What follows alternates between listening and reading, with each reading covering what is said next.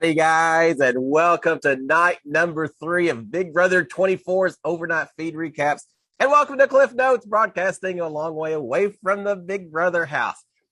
I gotta say this 16 people in the house, all having conversations, trying to firm up alliances and final twos. There was a lot of talking going on last night, but we're gonna try to summarize it, at least throw out the key points, the key conversations that took place overnight. And we also had nominations as well. So we're certainly going to talk about that. But before we do, just as a real quick refresher, remember that Daniel is the HOH. He's the one making the nominations this week. We also have Pooch as the backstage boss, which means that he can't be nominated, doesn't get a chance to vote. And we also have Alyssa, Paloma, and Brittany, all three backstage VIPs, also can't vote this week. And although they can't be nominated, somehow their game may be at risk as well. We're going to find out Thursday night once we get our live eviction episode. So there you have it. The big information last week was the nominations that we'll talk about. But again, lots of alliances and people firming up positions and all that. I'm going to cover that at the very end. Just a real quick summary of everyone who's linked up with everyone else. It's like a spider web. There are so many people tied to it, so many different people. But we'll talk about that at the very end. So, as I mentioned, we had nominations. Now, I think it's self-explanatory that when we're talking about overnight feeds, recaps, and things like that, there will be spoilers. But just in case you're new to Cliff Notes and not quite recognizing it, yes, I'm going to talk about who was nominated. No, it has not been shown in the episodes yet. So if you don't want spoilers from the episodes, come back and watch this after Sunday night's episode. All right, with that being said, we had nominations yesterday. And on the block, the first nominations of Big Brother season 24, Terrence and Michael. Yeah, it hurts my heart. The older guy and the super fan have both been nominated by Daniel. Not really a big surprise. He had already suggested to some people that's the way he was leaning. I fully expected that to be the case. Still hated to see it happen, but we've got Terrence and Michael both on the block. Apparently, we didn't get to see the nomination speech. They're saving that for Sunday night's episode, I guess.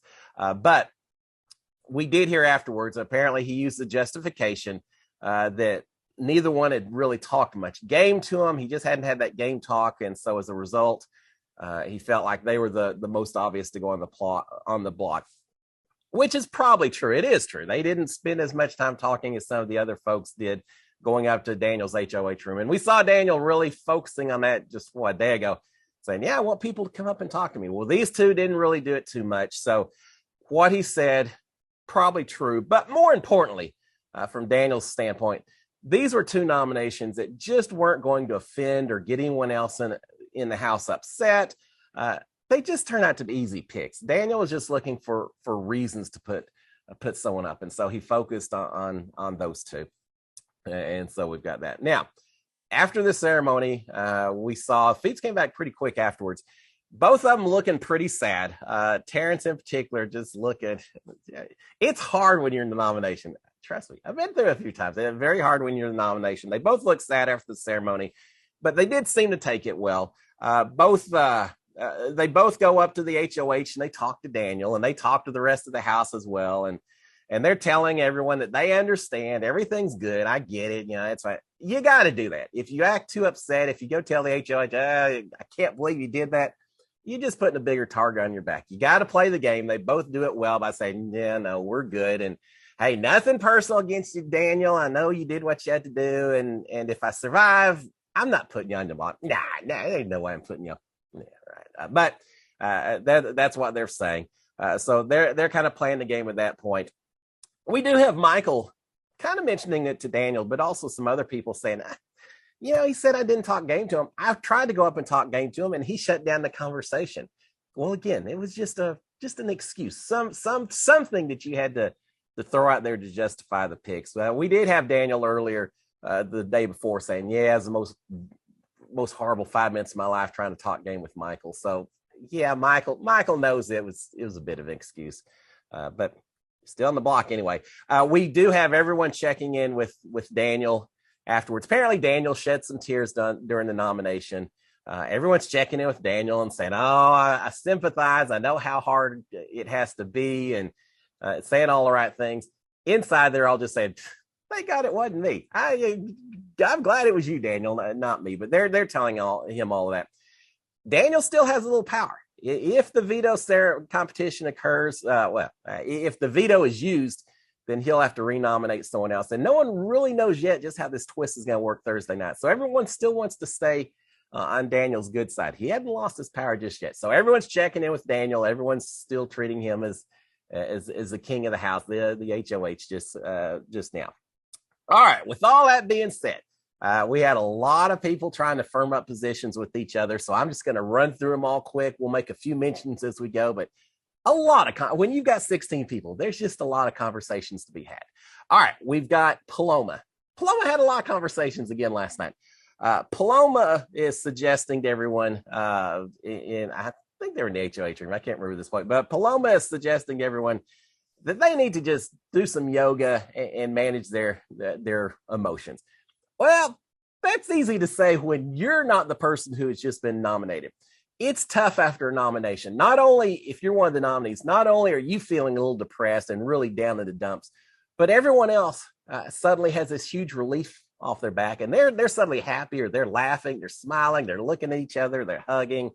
Meanwhile, you're just feeling like the world's getting ready to come in. So Paloma is ready to just make everyone happy. It doesn't work quite that easy, but she's made the suggestion.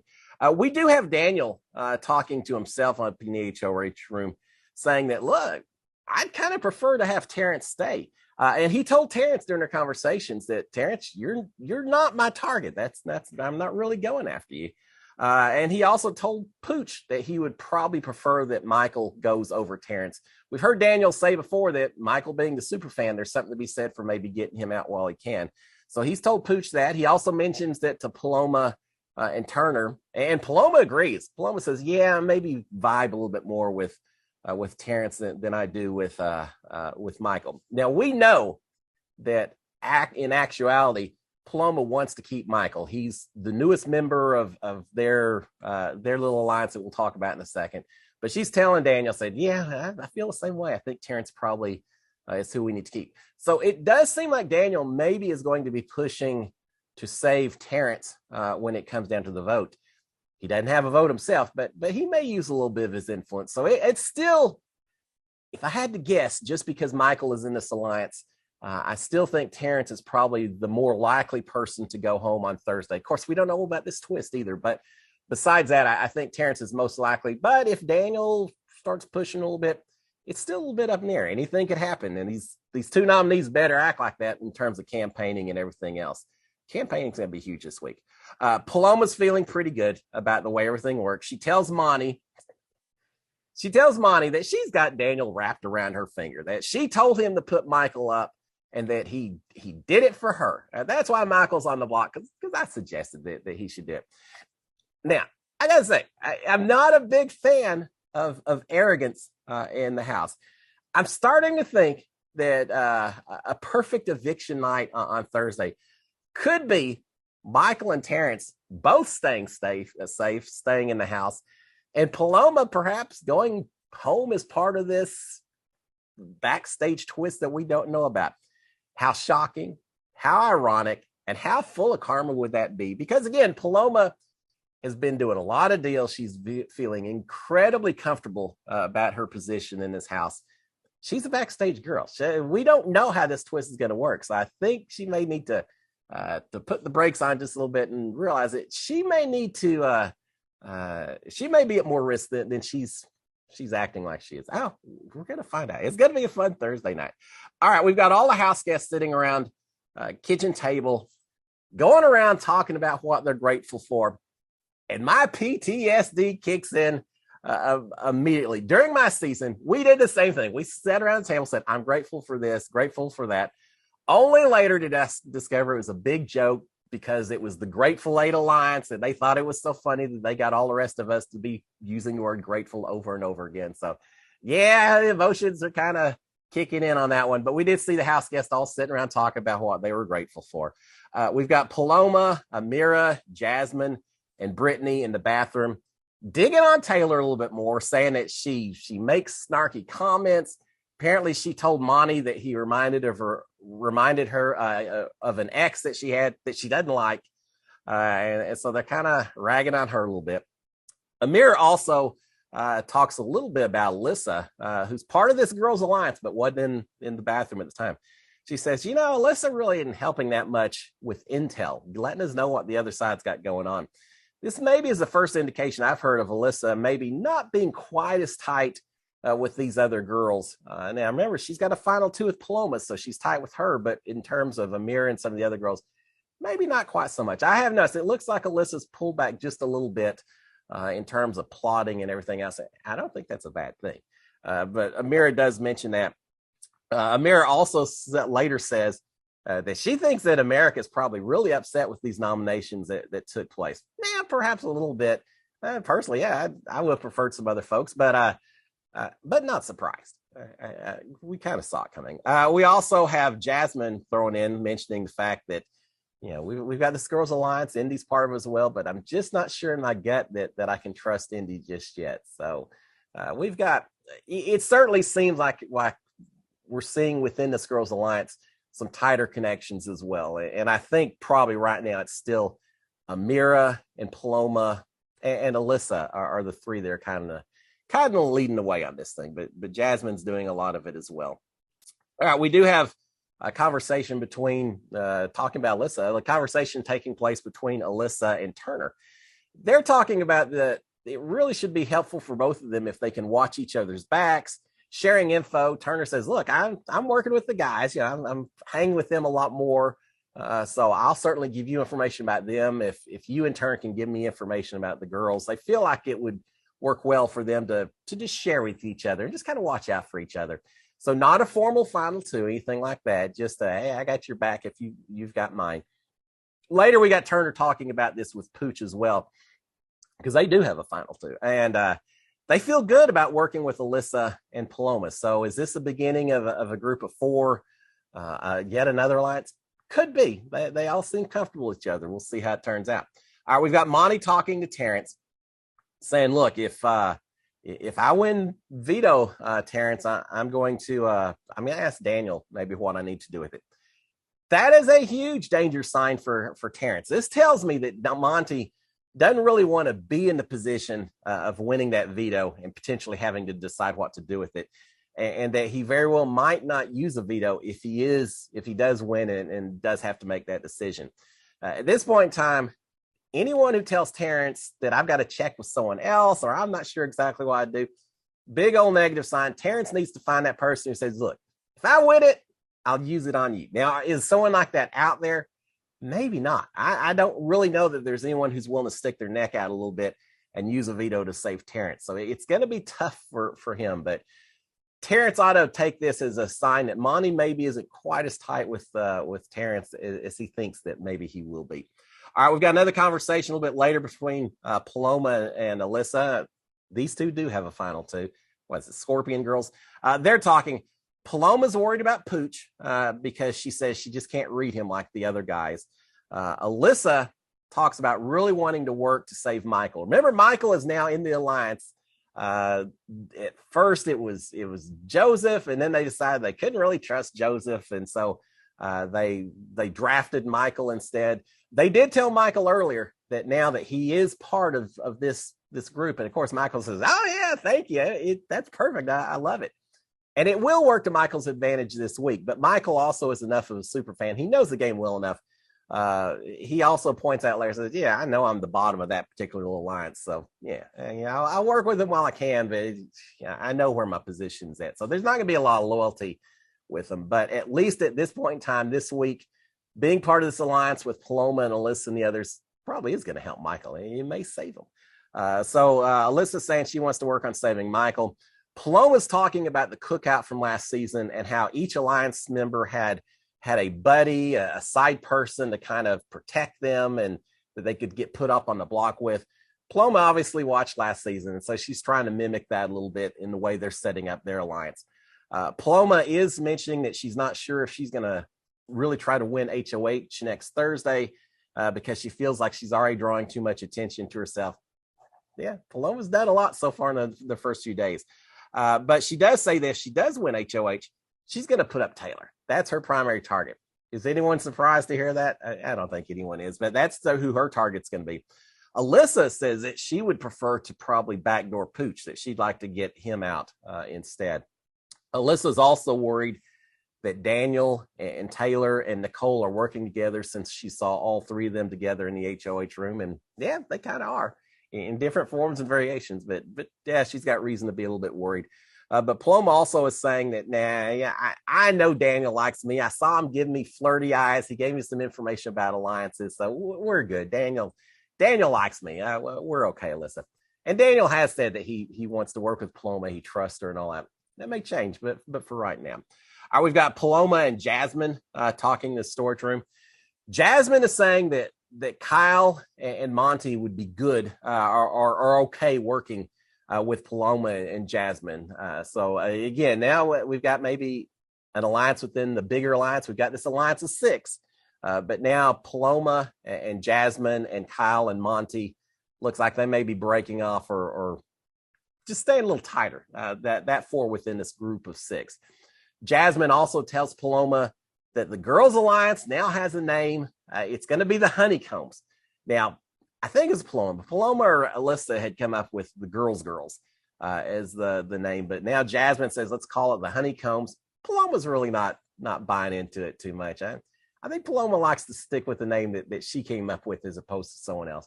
So I don't know. Girls, Honeycombs. We'll see which one sticks. All right, we've got Joseph and Monty talking in the storage room. Joseph thinks that Michael is pretty much alone in the game. Well, except for that alliance, but thinks that Michael may be alone in the game and that he might want to join him and Monty. And of course, Mike's saying, sure, Monty knows that they've pulled in Michael already, but Joseph's saying that. Monty's also suggesting that he thinks the eviction may be on Sunday night. That they'd have to go fast. Nominations yesterday, veto today, veto ceremony Sunday, and then eviction Sunday night. It just doesn't work. We know it's Thursday night, but Monty's thinking everything goes lots fast. Everything goes so slow in the Big Brother house. So he's thinking, let's speed it up, do it Sunday night. Not going to happen. We've got Alyssa mentioning in front of a pretty big group, if I recall, that she has a guy. I think she said she wasn't sure if he had signed the release forms or anything. So much for a showmance. Maybe. I thought Alyssa maybe was a prime for one of the showmances this season. Maybe not, though, based on that little bit of information. She later does tell Paloma that she's a little bit scared that maybe she overshared information, and maybe she shouldn't have said that. I think it's probably true. Keep all your options open and all that. All right, we've got Brittany and Taylor talking. Taylor's talking about the fact that she thinks that the rest of the women are worried about the guys and what they're up to, that they're worried about this twist and exactly how it's going to play out. That she's thinking that the women may all want to work together once they figure out what the guys are thinking, once they figure out what the twist is. At that point, it may be worth pulling all the women together, that they may be interested in that. Well, Taylor, some work is already done, and 6 of the 8 women are working together, and unfortunately, they have chosen to exclude you from that. So Taylor may be a little bit behind. Taylor and Terrence are the only 2 people in this house who right now don't have any alliances, any final twos, anything else. And so, yeah, Taylor's not aware that these women have already banded up already. Brittany is mentioning the fact that she doesn't like kind of the anti-guy vibes that she's hearing from some of the girls. And she's also telling Taylor, saying, look, I can be a number for you. I can be an information source for you. I'd love to work with you going forward. She also mentions a little bit later she talked to Pooch a little bit later, that she appreciated him keeping her safe by making her one of the backstage girls. It means she's safe from nomination. Does that mean she's safe from eviction? Doesn't sound like it, but she says, I appreciate you keeping me safe by making backstage, and I'll be a number for you next week. I've got your back. I'll take care of you. I think Brittany really is looking for a place to land right now. She'll likely be playing a little bit of a floater game until she can find some people that she feels really comfortable and loyal to. But until then, just trying to spread her roots as much as she can and get protection, which makes perfect sense. All right, we've got a large group that spent a lot of time up in the HOH room with a lot of non-game talk. Taylor talking about the beauty pageants, and a lot of people talking about a lot of different things that we really won't go into detail with. But at the same time, Terrence is downstairs in the bathroom talking to Amira. Now, here's the thing. I get it. Terrence needs to do campaigning, and he's doing a little bit of a one-on-one with Amira, which may not be a bad thing at all. I think he needs Amira's vote when it comes down to it. So it makes sense that he's down there talking to her. But when you have the extreme majority of the house upstairs in the HOH room, I think he needs to be up there hanging out with everyone else and being the fun personality and doing everything he can to make everyone really wish that he got to stay an extra week. So it's tough. He's got a campaign, but when you've got big groups, I think you got to hang with them. But Terrence is talking to Mira downstairs. He's saying he thinks he feels pretty good with Monty, that he's got a little bit of an in with him. Based on Monty saying he wasn't sure what he'd do with the veto, I think Terrence is a little bit overconfident there, but Terrence feels okay with that. He also mentions that if he pulls house guest choice for the veto ceremony or veto competition, that he's going to ask for volunteers. I don't think you do that. You got to get people lined up ahead of time. Find someone who's willing to play the game and committed to taking you off the block if they win. If you can't find that, at least find someone that you think either has a very small chance of winning the veto or someone that you would think would throw the veto competition to give you a better chance of winning it. Because if you ask for volunteers, it puts everyone in an awkward position. No one's going to want to raise their hands, I don't think.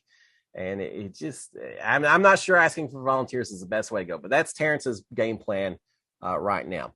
All right, later we've got Michael talking to Paloma and Monty and Kyle in the HOH room. He's saying, because this is part of this little alliance of 6, he's saying, look, I'd love to pick one of y'all for veto, but I got to figure out how to do it without revealing that we're working together. And that's a valid standpoint. But he at least has some people that he thinks has his back that he'd like to play in the veto competition. He just doesn't know how to quite get them on board if they need to. We've got Monty talking real quick, saying that he wants clippers for his hair to keep everything nice and tight. No. The way it works in Big Brother, you're only getting those clippers on eviction day, eviction night. The rest of the time, we don't have any plug-in clippers or anything else. Someone says, it could be used as a weapon. I don't know if it's because it could be used as a weapon with some sharp edges or it's just the noise that Big Brother wants to avoid. But Monty, you aren't getting your clippers until Thursday. All right, Monty and Michael are talking. They're both part of the 6-person alliance that Paloma put together. But Monty is worried that Joseph may be a little too loyal, and that could hurt them if they tried to work too closely together. Michael's also suggesting saying, well, if you think Joseph's a little too loyal, maybe we should make him one of these side buddies that Paloma keeps talking about, a la Cookout from last season. And maybe we could just use him as an accessory member instead. We've got Monty talking to Kyle, saying, here's something. Monty's telling Kyle, saying, the diary room keeps asking me about Taylor and what's going on, everything. The diary room can create all kinds of paranoia and suspicions just based on the questions they ask you. Based on my experience, they never outright suggest anything. They just ask little questions about, what do you think about this? Or are you worried about this? Just to try to get your head to start spinning as you go over these scenarios and everything. And it sounds like they're doing a little bit of that with Monty. Does that mean that maybe they're wanting Monty to consider a showmance with Taylor, that they want him to try to work with her, work against her? Not really sure, but it sounds like they're asking a lot of questions about it. We do have Monty telling Kyle that he thinks that there's going to be a lot of drama with the women coming up pretty quick. And I absolutely agree. I think there's some strong women in this cast. There's some women absolutely playing the game. There's women that are probably overcommitting to a lot of different people. I see all kinds of stuff happening pretty soon, and I'm down for it. I'm ready for it. All right, we got Taylor talking to Michael, Pooch, and Turner while they're downstairs looking at the memory wall. And the important thing I thought with this conversation is Taylor mentions the fact that, look, there's 16 of us in here, but someone only needs 5 votes to get sent home this week, because the HOH doesn't vote. The 2 nominees don't vote. Pooch, as backstage boss, won't vote. And the 3 ladies that are backstage VIPs won't vote as either. So there's only 9 people that are going to be casting votes this week, which means 5 votes sends you home. That creates a little bit more uncertainty for Michael or Terrence or whoever else may be on the block through vetoes or third nominees. We don't know what's going on, but it's only going to take 5 to end someone's Big Brother dream. So yeah, that gives a little bit more room for some people working and betrayals and everything else. Could be a fun Thursday night. All right, we've got Joseph in the have not room talking to Kyle and Monty and saying, look, we need to ask Daniel what to do if we were to win this veto. Again, that suggests to me that they're not really planning on saving either one of them. They just want to defer everything to Daniel, keep the blood off their hands, and go on with the game. But while they're doing this, we've got Pooch and Turner downstairs also saying that they want to keep the nominations the same. Looking at it this week and the veto competition, which should be taking place this morning, I don't think anyone is probably going to want to use or be willing to use a veto on Michael or Terrence, either one. I think it's up to Michael and Terrence to win this thing if they want to change it up. Even within the alliance that Michael's a part of, if one of them wins the veto, we'll see if they would use it. I don't think anyone's using on Terrence. I think it's a little less likely, or not real likely, anyone would use on Michael as well. It's their competition to win. It's their competition to save their own tails, because I'm not sure that anyone else is going to do so. All right, we finally do have these house guests never sleep. I keep thinking eventually the energy and the adrenaline's going to burn up and they'll get more standard sleep patterns. I'm hoping, guys, but eventually the last two up are Taylor and Paloma. Imagine the two of them up. And they actually are talking a little bit, nothing huge. And I really don't trust anything either one of them saying when they're talking to each other. But they're the last ones out. They're both in bed by about 4:30 or so, Big Brother time. And oh, it's funny. Who was it? I think it was Amira that mentioned at one point to Terrence, said, they aren't going to have a competition tomorrow, are they? The Big Brother would tell us. And Terrence saying, yeah, they would want as well rested and everything before we do one of these competitions. These guys have to get it through their brain. You can't count on Big Brother giving you schedules and helping you out along the way. If there's a chance of a big competition, they should have been in bed bright and early before calling. Get in bed early, get a good night's sleep, because we don't even know what kind of competition is going to be on the veto today. But no, there is a veto competition. Amira, don't count on Big Brother telling you otherwise. And as it turns out, there is a veto comp today. We don't know anything about it yet. We don't know the ceremony, who's been picked. We'll have all of that tomorrow. All right, real quick before we shut this down, what alliances are there out there? I wanted to give a real quick breakdown of what they are, with this particular little caveat to it as well. Don't worry about so much. Everyone's trying to make sure they're safe and cool with everyone else. So you've got a lot of people with a lot of alliances, a lot of final twos. None of them really mean anything for the next week or two. We'll see once some people get sent home, some more people get nominated, what the twist is.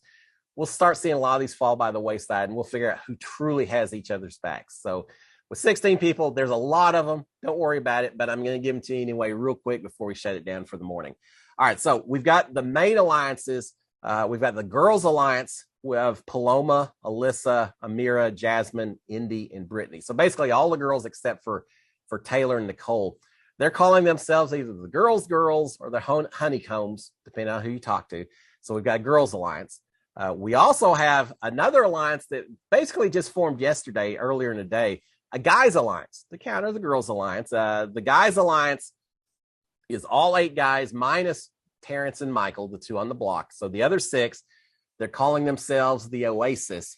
And within the Oasis group of 6, we've got a subgroup that consists of Pooch and Turner and Daniel, and they're calling themselves the Motley Crew. So an alliance within alliance. So 2 big alliances, and we've got a third alliance. We've got the third alliance, which is the mixed gender alliance of Paloma, Alyssa, Amira, and then Monty and Kyle. And now Michael got drafted into it, didn't even really ask. He just got told he was in the alliance. So we've got those 6, 3 men, 3 women. They're calling themselves Mamba. Mamba the Snake, Mamba Kobe Bryant, a few different meanings to it, but they've got their alliance as well. And as I mentioned, Michael's in this alliance, but he knows he's on the bottom of it as well. Now, with regards to final twos, we've got half a dozen of them. We've got Paloma and Alyssa, our final 2. Nicole and Daniel are final 2. Brittany and Turner are final 2. Turner and Pooch are final 2.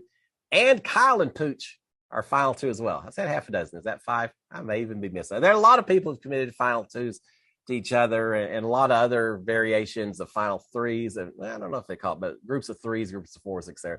So a lot of people trying to bond up with as many people as they can. We'll see which of those alliances last more than the next week or so. All right. And with all that being said, as I mentioned before, Terrence and Taylor are the only two that are true free agents that don't have connections, alliances, final twos with anyone yet. That may change. That may change today. All right, guys, there you have it. Again, a lot of conversations taking place, but the key points is that we've got Michael and Terrence on the block. One of them really needs to win the veto today. We'll have kind of a down day tomorrow. And then game talk and everything typically slows down just a little bit after the veto competition until the veto ceremony occurs. We'll see if that takes place this season as well. But we'll have the veto ceremony, I expect, on Monday. But in the meanwhile, I'll be back tomorrow morning. We'll talk about everything that happened overnight. If you haven't already subscribed and turned on notifications to my channel, please do so you'll know as soon as I drop each of these recaps every morning. And if you go out there and hit that like button, I'd be grateful for that. I'm grateful. I'm banning that word from my vocabulary. Guys, y'all have a fantastic Saturday. Enjoy your weekend. I'll be back tomorrow to give y'all another 24 hours worth of overnight feed recaps. Until then, SKD 143. Cheers, my friends. Bye.